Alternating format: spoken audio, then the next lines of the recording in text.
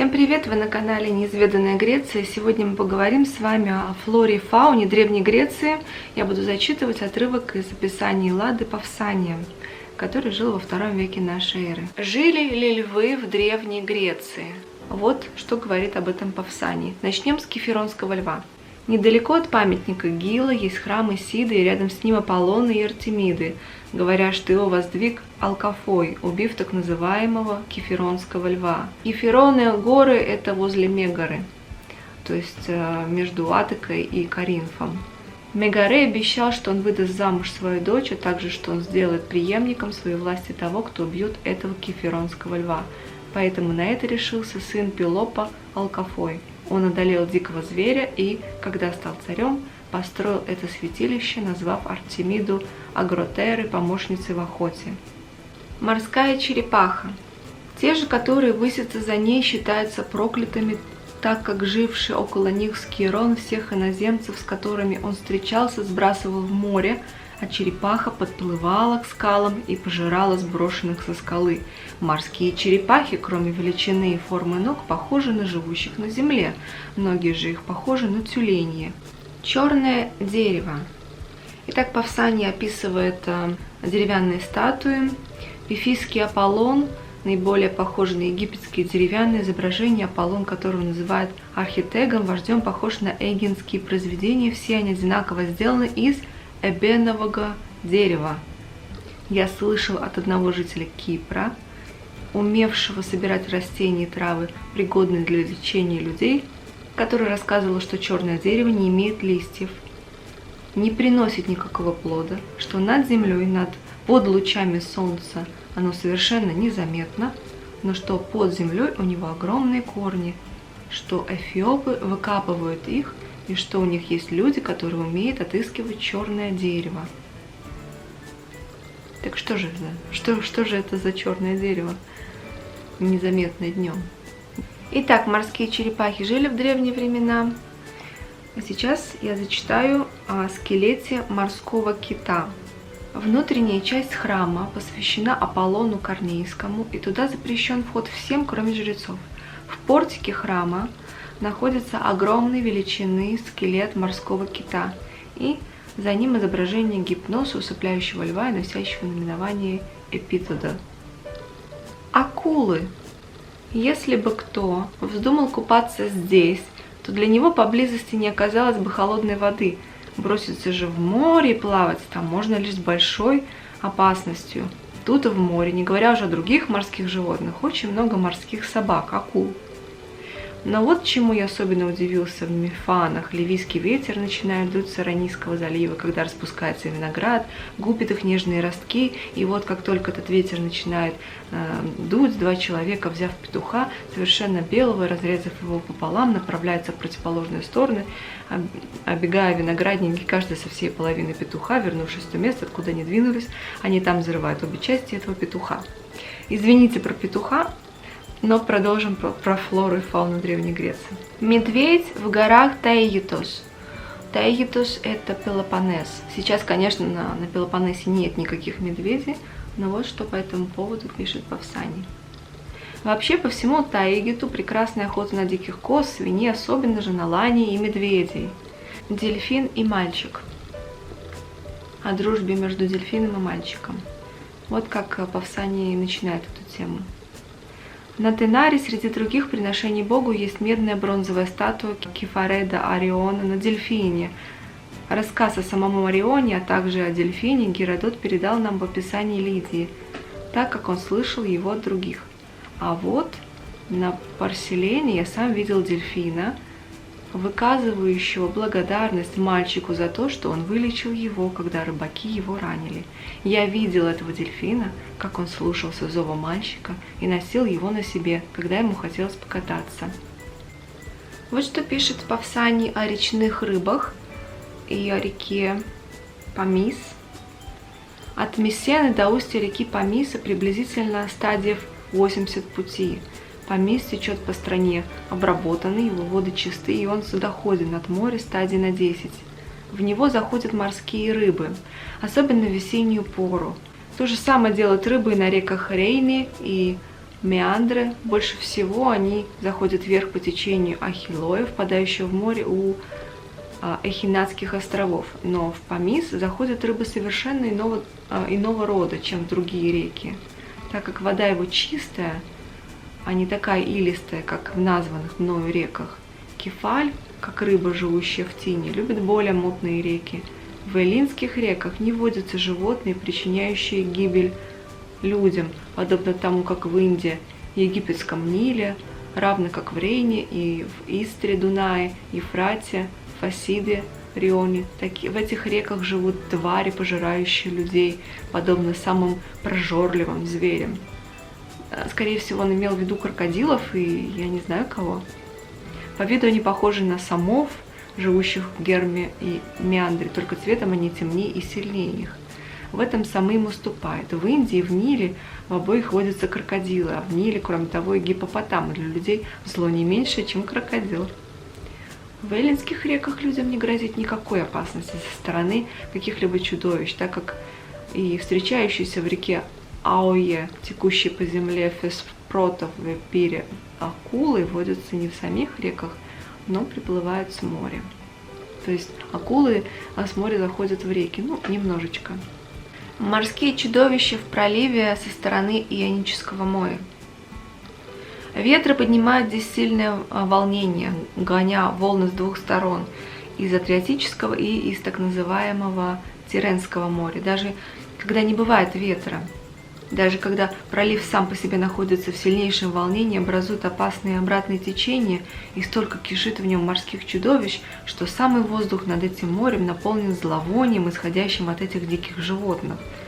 Так что для потерпевшего крушения нет никакого спасения или надежды уйти целым из этого пролива. И если бы Одиссею пришлось здесь потерять свой корабль, едва ли можно было бы поверить, что он живым достиг Италии, хотя милость богов делает все легким. Львы под Олимпом. В горной части Фракии, которая находится по ту сторону реки Песта, протекающего через область абдеритов, много разных диких животных, в том числе водятся там и львы, которые некогда, напав на верблюдов, везших продовольствие для войска Ксеркса, причинили ему много неприятностей. Часто эти львы бродили по области около Олимпа. Один склон этой горы обращен к Македонии, другой к Фессалии и к реке Пенею. Вот тут-то у Олимпа Пулидамант одолел льва, огромное могучее животное, не имея никакого оружия. Побудило его на такой смелый поступок честолюбивое соревнование с подвигами Геракла. И дальше говорится о подвигах Геракла и немейских львах. Так что львы жили на Пелопоннесе и в Центральной Греции на севере. Сер – шелковичный жук-паук. Коноплю, лен и весон сеют все, у кого только земля для этого подходящая. Но нитки, из которых серы делают одежду, не из кудели, а получаются другим способом. В земле серок есть насекомое, которое эллины называют сером, шелковичный червь. Самими же серами он называется различно и вовсе не сером. Величина его вдвое больше, чем величина самого большого навозного жука. Во всем же остальном он похож на пауков, которые ткут свою паутину под деревьями, и даже число ног 8. Он имеет одинаковое с пауками. Этих животных серы выращивают, приготовив им для зимнего и летнего времени подходящее помещение. Продукт, вырабатываемый ими, является в виде тонких нитей, которые вьются вокруг их ножек. Жители кормят их в продолжении 4 лет, давая им в пищу проса. На 5-й же год, зная, что дольше они не проживут, они дают им в пищу зеленый тростник. Для этого животного это самая любимая пища из всех.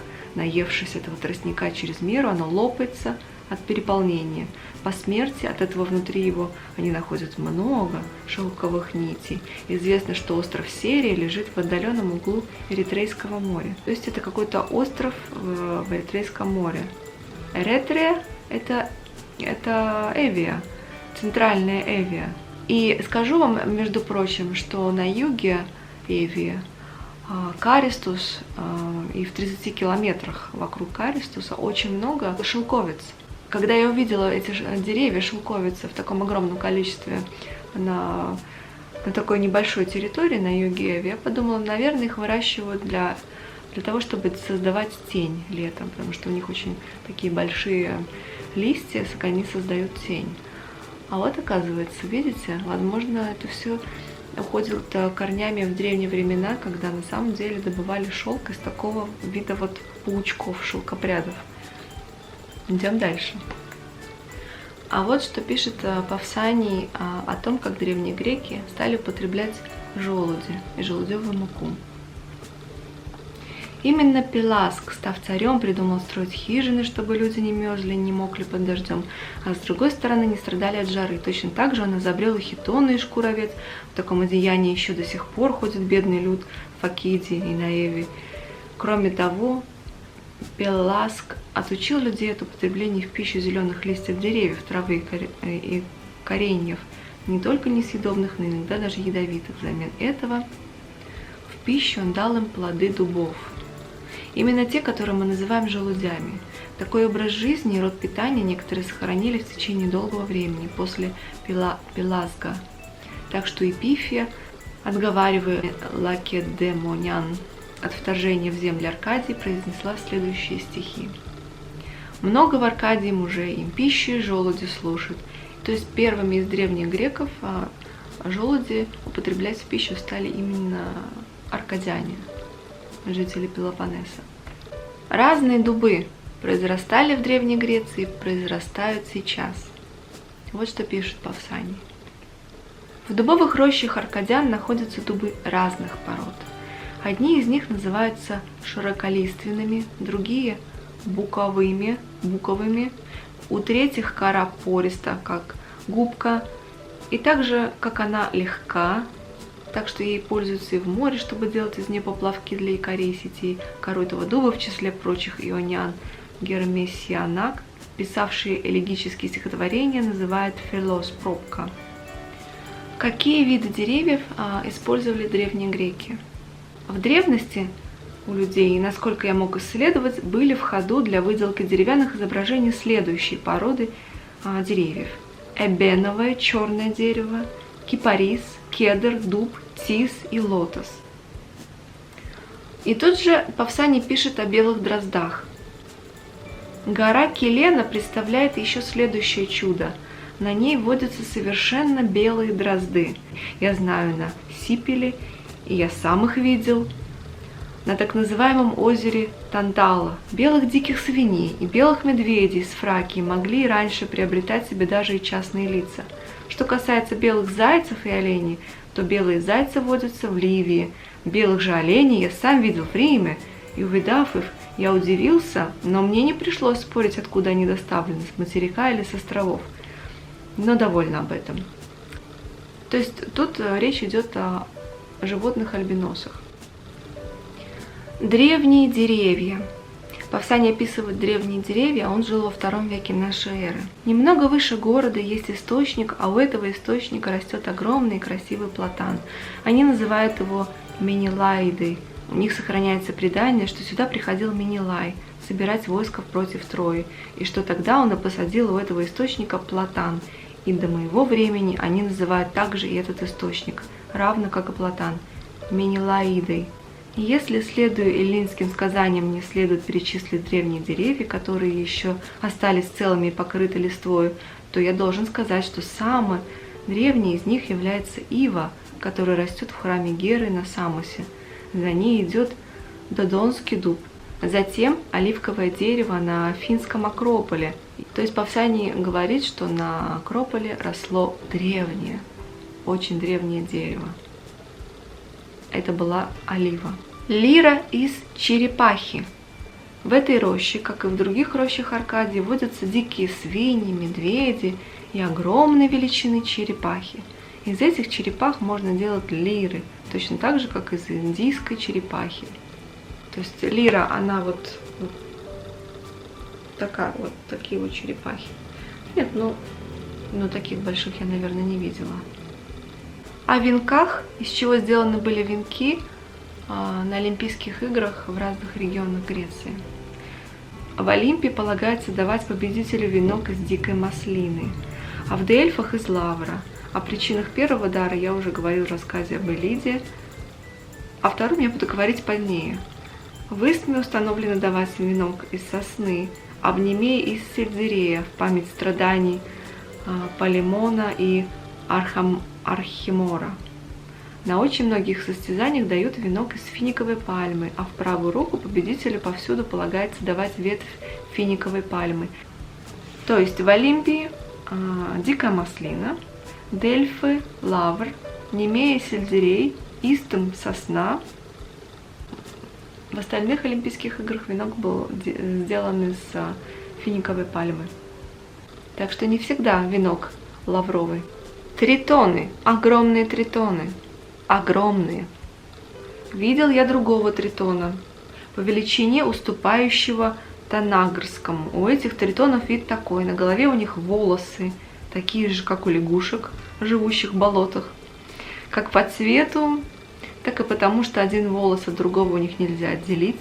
Все остальное тело у него покрыто тонкой чешуей, как у рыбы ската. Жабры у них за ушами, а нос человеческий.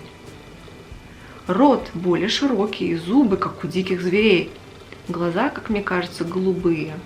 Если у них есть у них и руки с пальцами, и ногтями, похожими на крышки раковин улиток. Под грудью и животом у них вместо ног хвост, как у дельфинов. Видел я и эфиопских быков, которых по их характерному признаку называют носорогами, потому что у них на краю носа торчит кверху рог, а за ним другой, небольшой, на голове у них рогов совсем нет.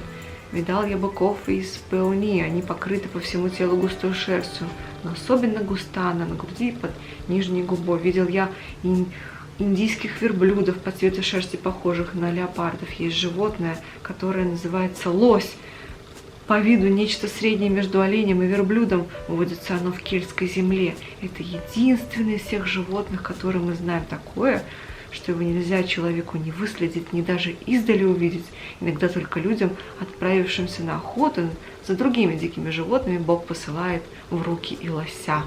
Говорят, что он чует человека на очень большом расстоянии и скрывается по оврагам и в очень глубоких пещерах. Охотники, окружив или по равному месту пространства, по меньшей мере в 1000 стадиев или целую гору, стараются нигде не разорвать этого круга. В общем, Павса не отвлекся. Лоси на него произвели огромное впечатление. Но что это за гигантский тритон? Крылатый змей и скорпион с крыльями. Так, например, лично я никогда не видел крылатых змей, но я верю, что они могут быть. Верю, потому что один фригиец привез в Ионию скорпиона, у которого были крылья, совершенно похожие на крылья саранчи. Скорпион с крыльями саранчи.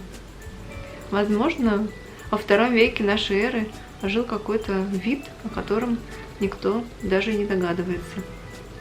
Вид скорпионов. А уж о драконах-то во времена Гомера и говорить нечего. Конечно же, они были. Страус. Изображение страуса. Есть на Геликоне изображение Арсенои, которая была замужем со своим братом Птолемеем. Арсенои несет страус из породы бескрылых. Правда, и у них, как и у других птиц, растут крылья, но вследствие тяжести и величины страусов эти крылья не могут поднять их в воздух. Масла из роз, ирисов, нарциссов, лилий. Здесь в Хиронее варят благовонное масло из цветов лилий, роз, нарциссов и ирисов. Это масло целебно при людских болезнях.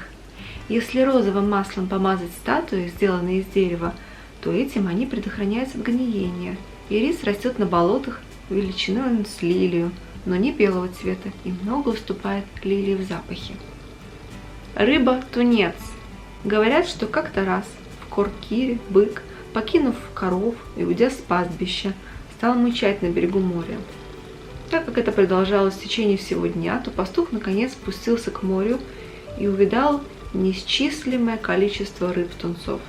Он, конечно, дал знать об этом в город коркирцам. Они после тщетных попыток поймать их отправили в Дельфы феоров, священное посольство. На основании ответа Бога они принесли в жертву Посейдону этого быка, и тотчас после этой жертвы они наловили столько рыбы, что из 10 долей добычи от этой рыбной ловли они сделали дары и в Олимпию, и в Дельфы. Огромный улов тунца. О том, как ловили бизонов. Бизонов поймать живыми труднее, чем какое-либо другое животное, и нет таких крепких сетей, чтобы сдержать их, когда они бросаются вперед. Охотятся на них следующим образом.